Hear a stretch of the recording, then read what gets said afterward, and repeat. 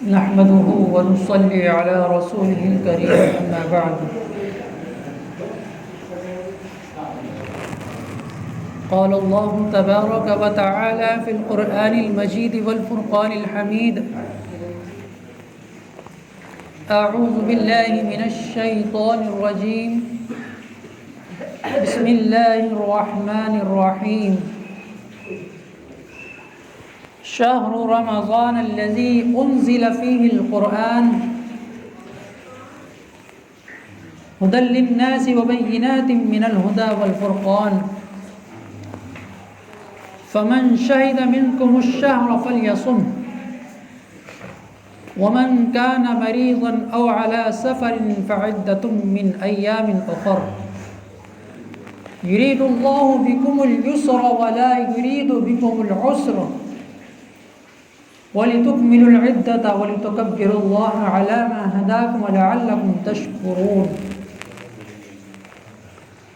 وَإِذَا سَأَلَكَ عِبَادِي عَنِّي فَإِنِّي قَرِيبٌ أُجِيبُ دَعْوَةَ الدَّاعِ إِذَا دَعَانِ فَلْيَسْتَجِيبُوا لِي وَلْيُؤْمِنُوا بِي لَعَلَّهُمْ يَرْشُدُونَ. صدق اللہ العظیم. اللهم صل على سيدنا ومولانا محمد وعلى آل سيدنا ومولانا محمد وبارك وسلم.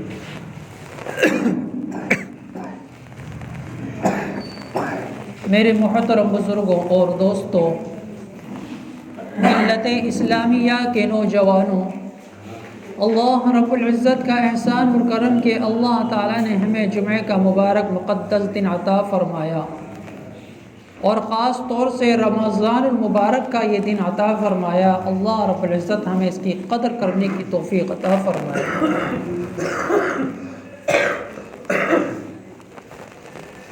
قرآن کریم کی سورہ بقرہ کی آیت تلاوت کی.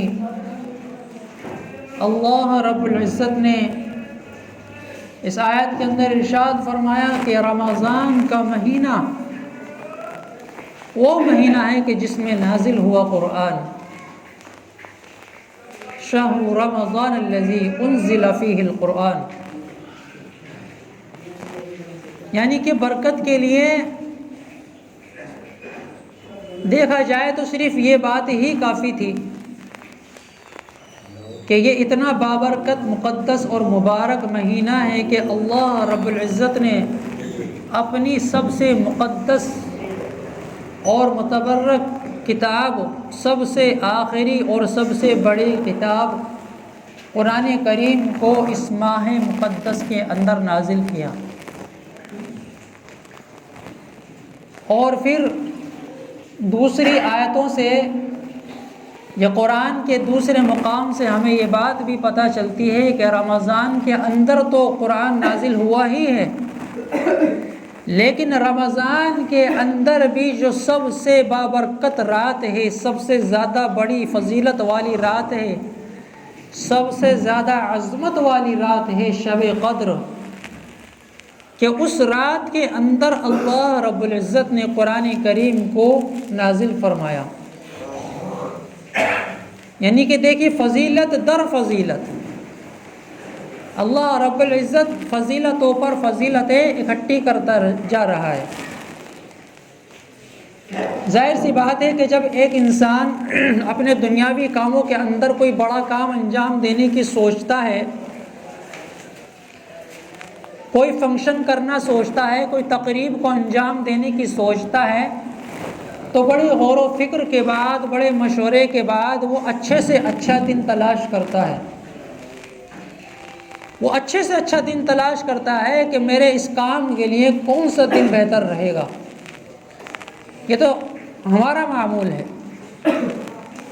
تو اللہ رب العزت کی بھی یہی سنت ہے کہ اللہ رب العزت جب کوئی بڑا اور متبرک اور انعام والا کام انجام دینا چاہتا ہے تو اس کے لیے اللہ رب العزت ایک عظیم الشان وقت کو تلاش یا متعین کرتا ہے. تو قرآن کریم کی فضیلت کے لیے یا رمضان کی فضیلت کے لیے یہ باتیں اکٹھی ہو گئیں کہ یہ رمضان کا مہینہ وہ مہینہ ہے کہ جس میں نازل ہوا قرآن۔ اور دوسری آیتوں سے کیا پتہ لگتا ہے؟ انا انزلناہ فی لیلۃ القدر، کہ ہم نے اس قرآن کریم کو لیلۃ القدر کے اندر نازل فرمایا ہے۔ آگے فرمایا شہر رمضان الذی انزل فیہ القرآن ھدی للناس، یہ قرآن یا یہ رمضان ہدایت ہے انسانوں کے واسطے، جیسا کہ قرآن کریم کی شروع کی آیتوں کے اندر بھی بتا دیا گیا ذالک الکتاب لا ریب فیہ ھدی للمتقین، کہ یہ قرآن جو ہے متقیوں کے لیے راہ ہدایت ہے۔ تو یہاں پہ بھی فرما دیا ھدی للناس، یہ قرآن اللہ کی کتاب جو ہے ھدی للناس، راہ دکھلانے والی ہے، ہدایت کرنے والی ہے، سیدھے راستے پر چلانے والی ہے۔ وبینات من الہدی والفرقان، اور کھلی ہوئی، وبینات جو کھلی ہوئی، جو اللہ رب العزت کی ہدایتیں ہوتی ہیں بالکل واضح طور پر، من الہدی، ہدایت کے ہر راستے کے لیے، ہدایت کے ہر کام کے لیے یہ بالکل کھلی ہوئی کتاب ہے۔ والفرقان، اور حق اور باطل کے اندر یہ فرق کرنے والی ہے، اچھائی اور برائی، جائز اور ناجائز کے اندر فرق کرنے والی ہے۔ والفرقان، پھر آگے کچھ روزے کے مسائل فرماتی ہے فمن شہد منکم الشہر فلیصم، کہ تم میں سے جو کوئی بھی رمضان کا مہینہ پائے تو وہ روزہ ضرور رکھے۔ ومن کان مریضا او علی سفر، اور اگر تم میں سے کوئی بیمار ہے یا سفر میں ہے، یعنی شرعی سفر جسے کہا جاتا ہے، تو فرما دیا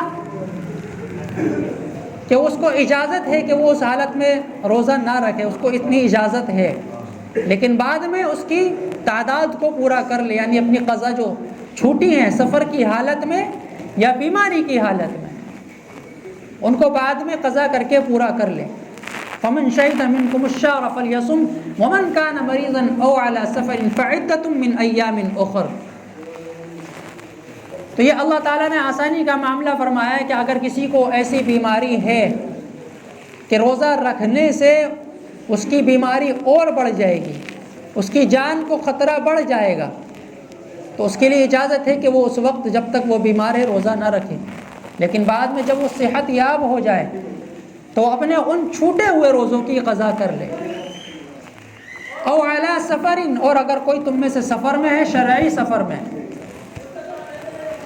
تو اس کے لیے بھی یہ اجازت ہے کہ وہ اگر چاہے تو روزہ سفر میں چھوڑ سکتا ہے۔ یرید اللہ بکم الیسر ولا یرید بکم العسر، اور اللہ تمہارے لیے آسانی چاہتا ہے، تمہارے لیے اللہ تعالیٰ مشکلیں پیدا کرنا نہیں چاہتا۔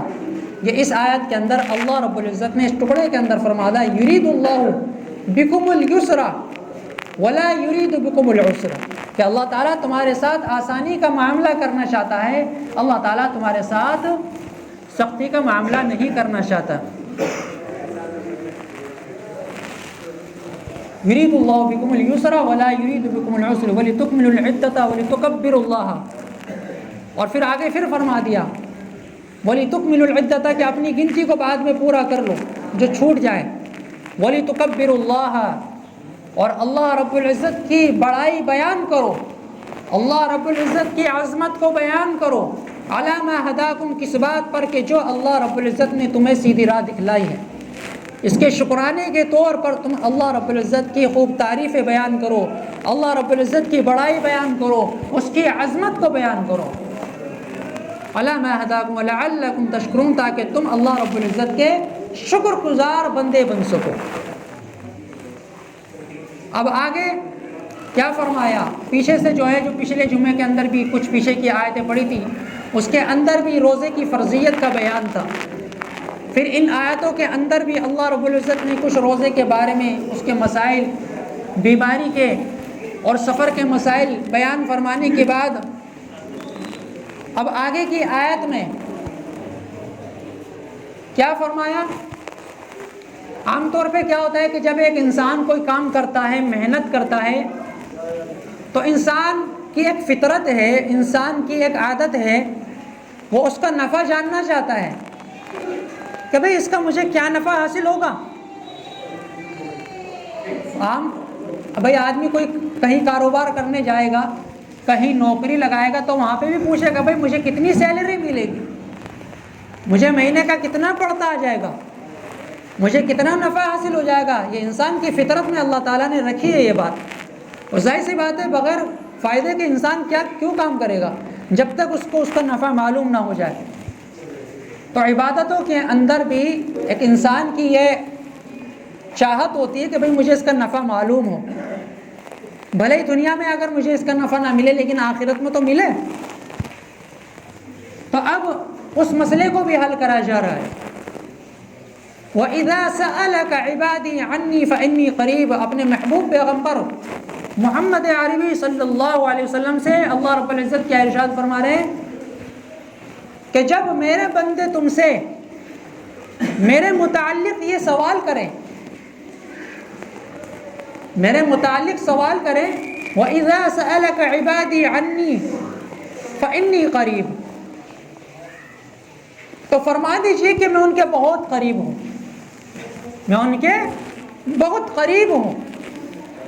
وہ یہ نہ سمجھے کہ میں ان کے اعمال کو نہیں دیکھ رہا، وہ یہ نہ سمجھیں کہ وہ روزہ رکھ کر بھوکے پیاسے تڑپ رہے ہیں اور میرے حکم کی خاطر وہ صبح سے شام تک بھوکے پیاسے گھوم پھر رہے ہیں، کام کاج کر رہے ہیں، اور مجھے ان کے حال کی خبر نہیں ہے۔ مجھے ان کے حال کی پوری خبر ہے، میں ان کے بہت قریب ہوں۔ اگر ان کو پیاس لگ رہی ہے، ان کا منہ خشک ہو رہا ہے، تو مجھے یہ بھی معلوم ہے۔ ان کو شدت کی بھوک لگ رہی ہے، مجھے یہ بھی معلوم ہے۔ ان کے اندر روزہ رکھنے کی وجہ سے کمزوری آ رہی ہے، مجھے یہ بھی معلوم ہے۔ وہ بیماری کی حالت میں بھی روزہ رکھ رہے ہیں، مجھے یہ بھی معلوم ہے۔ تو اس آیت کے اندر یہ فرما دیا کہ اے محبوب پیغمبر صلی اللہ علیہ وسلم، اگر میرے بندے یا جب میرے بندے تم سے میرے متعلق معلوم کریں تو ان سے فرما دیجئے کہ میں ان کے بہت قریب ہوں۔ فَإِنِّي قَرِيبٌ أُجِيبُ دَعْوَةَ الدَّاعِ إِذَا دَعَانِ، میں ان کی بات کا جواب دیتا ہوں جب وہ مجھے پکارتے ہیں، جب وہ مجھے پکارتے ہیں، جب وہ مجھ سے دعا کرتے ہیں،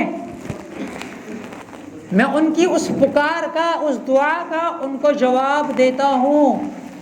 وہ مجھے غافل نہ سمجھیں، وہ یہ نہ سمجھیں کہ اللہ تعالیٰ نے ہمیں اس مہینے کے اندر مشقت کے اندر ڈال دیا، پریشانی کے اندر ڈال دیا، بھوک اور پیاس کے اندر مبتلا کر دیا، اور اللہ کو ہمارے حال کی کچھ خبر بھی ہے یا نہیں۔ بندہ یہ گمان بالکل نہ کرے، بلکہ اپنے ایمان اور عقیدے کے اندر یہ بات بٹھا لے، اللہ کو ہماری ذرا سی اور ذرے کی تکلیف کی خبر ہے، اور یہ کوئی بہت بڑی تکلیفیں نہیں ہیں، یہ تو چھوٹی چھوٹی آزمائشیں ہیں۔ اس سے بڑے بڑے کارنامے اور بڑی بڑی قربانیاں تو دینے والے دے کر جا چکے، جس کی بدولت آج اسلام، دین اسلام آج ہمارے یہاں موجود ہے، ہمارے گھروں کے اندر موجود ہے۔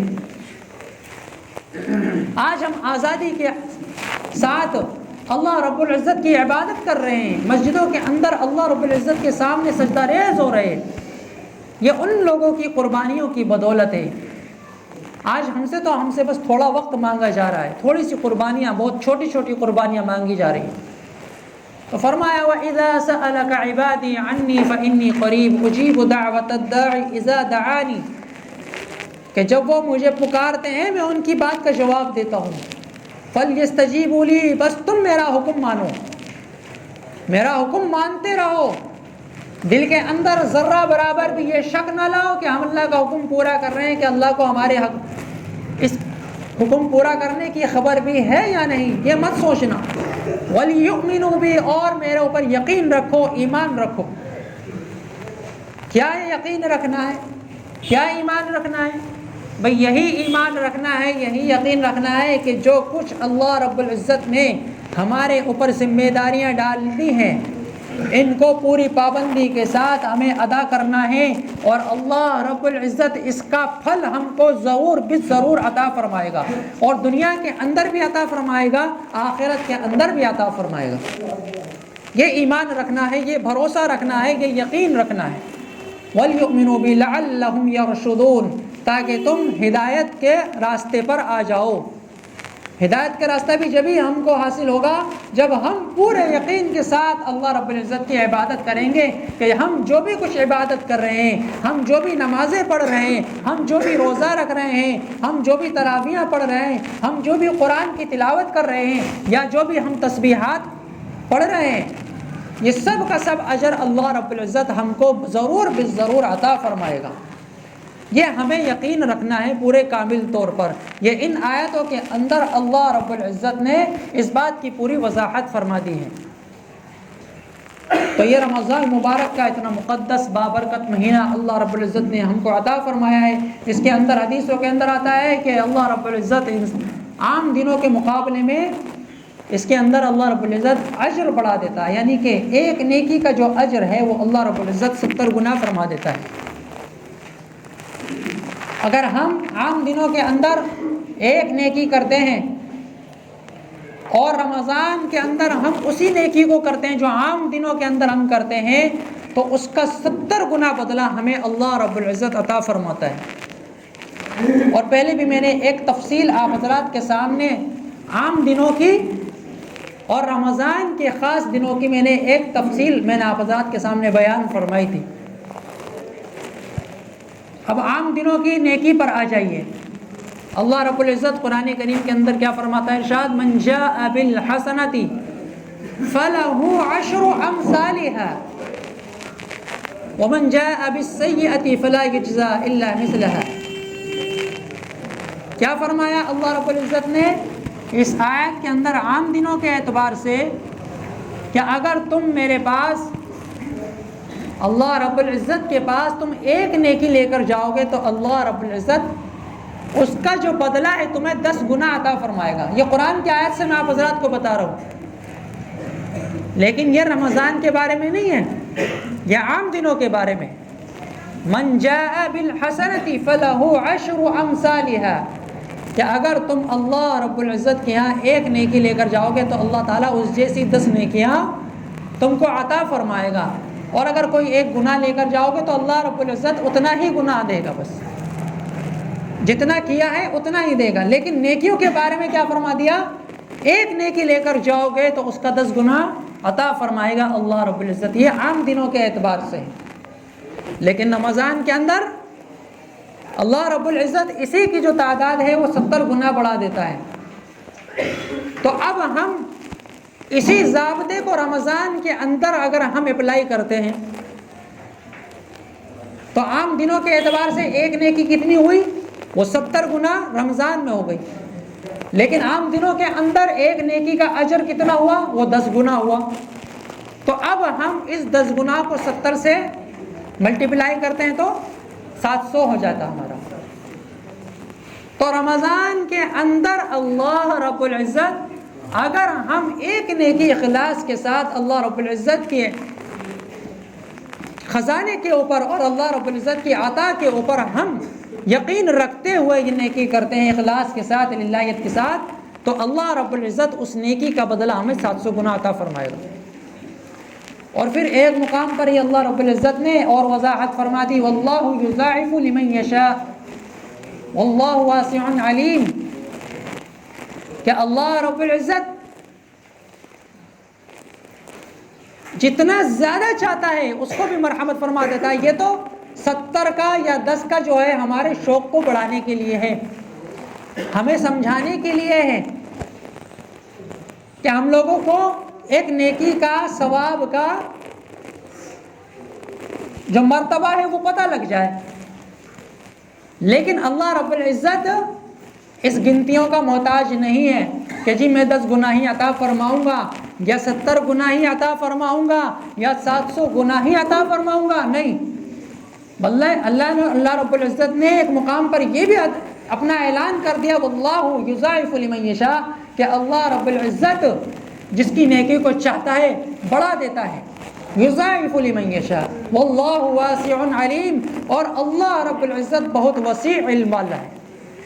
تو یہ مت سوچنا کہ اللہ رب العزت بس 700 تک بھی آ کر اللہ رب العزت کی عطا کا جو ہے اینڈ ہو جاتا، نہیں، اللہ رب العزت کی جو عطا ہے، اللہ رب العزت کا جو خزانہ ہے وہ بہت زیادہ ہے، وہ بہت زیادہ ہے۔ اللہ رب العزت کے خزانے کے اندر ذرہ برابر بھی کمی نہیں آتی۔ اچھا، میں اللہ رب العزت کے خزانے کی ایک مثال آج آپ کو جدید ٹیکنالوجی سے دیتا ہوں۔ بہت سے لوگ یہ سوچ سکتے ہیں نا کہ بھائی آخر ایسا کون سا خزانہ ہے اللہ کے پاس؟ بھائی دنیا کے اندر دیکھو ہر دماغ کا آدمی ہے۔ اب کوئی سوچ سکتا ہے کہ بھائی اللہ رب العزت کے پاس آخر ایسا کون سا خزانہ ہے کہ اللہ رب العزت دیتا جائے گا دیتا جائے گا دیتا جائے گا، لیکن اس کے اندر کمی نہیں آئے گی اور ذرہ برابر کمی نہیں آئے گی؟ آخر ایسا کون سا خزانہ ہے؟ تو آج جدید ٹیکنالوجی نے اس بات کو ثابت کر دیا کہ اللہ رب العزت کا واقعی میں خزانہ ایک ایسا خزانہ ہے کہ جس کے اندر ذرہ برابر بھی کمی نہیں آ سکتی۔ آج کل ہر انسان کمپیوٹر چلاتا ہے، موبائل چلاتا ہے۔ آپ کسی بھی ویڈیو کو، فائل کو، کوئی بھی فائل ہے، اس کو کسی کو شیئر کرتے ہو اور ہزاروں کروڑوں لوگوں کے اندر وہ شیئر ہو جاتی ہے، کیا آپ کے موبائل کے اندر سے وہ فائل ختم ہوتی ہے؟ نہیں ہوتی۔ آپ کے پاس کوئی ڈاکومنٹ ہے، موبائل کے اندر رکھا ہوا ہے اور کمپیوٹر کے اندر رکھا ہوا ہے، اور آپ کو کروڑوں لوگوں کو اسے شیئر کرنا ہے۔ آپ نے کروڑوں لوگوں کو ایک بٹن دبا کر شیئر کر دیا، لیکن آپ کے سسٹم کے اندر 1 KB کا بھی فرق نہیں آتا۔ KB بہت چھوٹا سا سائز ہوتا ہے، 1 KB کا بھی اس فائل کے اندر فرق نہیں آتا۔ تو یہ تو دنیا کی ٹیکنالوجی ہے۔ تو اللہ رب العزت کا جو ڈاٹا ہے، اللہ رب العزت کی جو خزانہ ہے، جو اللہ رب العزت کی جو ہارڈ ڈسک ہے، وہ کتنا اسپیس ہوگا اس کے اندر۔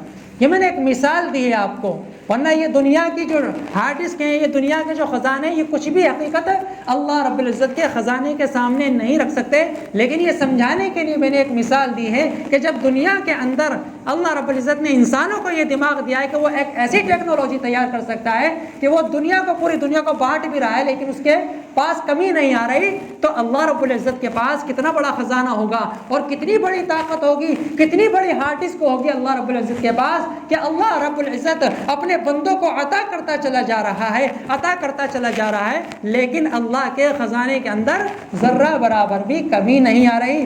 تو بس اس بات کا یقین رکھو، وَلْيُؤْمِنُوا بِي لَعَلَّهُمْ يَرْشُدُونَ، اللہ رب العزت نے اس بات کا ارشاد فرما دیا کہ تم میرا حکم مانتے رہو اور میرے اوپر یقین کرتے رہو، میں انشاءاللہ تمہارے ان روزوں کا، تمہاری ان تراویحوں کا، تمہاری تلاوت کا، تمہاری نماز کا، ہر تمہارے مجاہدے کا، ہر عبادت کا بدلہ میں دوں گا۔ بس شرط یہ ہے کہ تم مجھ پر ایمان رکھو، مجھ پر یقین رکھو۔ اگر تم نے ذرہ برابر بھی اپنے دل کے اندر شک لایا تو تمہارا ایمان بھی ختم ہو جائے گا اور تمہارے اعمال بھی ختم ہو جائیں گے۔ اللہ تعالی ہم سب کو عمل کی توفیق عطا فرمائے۔ وآخر دعوانا ان الحمد للہ رب العالمین۔